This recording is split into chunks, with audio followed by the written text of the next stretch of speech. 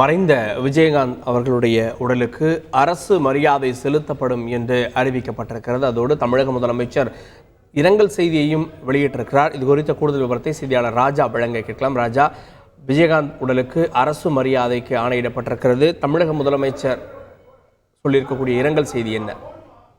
இப்போ நம்ம காட்சிகளில் பார்க்குறோம், தமிழக முதலமைச்சர் நேரடியாக மறைந்த விஜயகாந்த் அவருடைய இல்லத்திற்கு வருகை தந்திருக்கிறார் அஞ்சலி செலுத்துவதற்காக.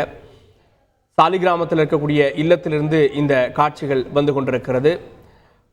அவருடைய உடலானது கட்சி அலுவலகத்தில் வைக்கப்பட்ட பின்பு அரசியல் தலைவர்கள் வருவார்கள்னு எதிர்பார்க்கப்பட்டது. ஆனால் விஜயகாந்த் அவர்களுடைய இல்லத்திற்கே தமிழக முதலமைச்சர் வந்திருக்கிறார். சற்று முன்பாக மக்கள் நல்வாழ்வுத்துறை அமைச்சர் மா சுப்பிரமணியன் அவர்கள் வருகை தந்தார். இந்த நேரத்தில் தமிழக முதலமைச்சர் நேரடியாக விஜயகாந்துடைய உடல் அவருடைய இல்லத்தில் இருக்கும் போதே தமிழக முதலமைச்சர் திரு மு க ஸ்டாலின் அவர்கள் வந்திருக்கிறார். காட்சிகளை நம்ம பார்த்துட்டு இருக்கோம்.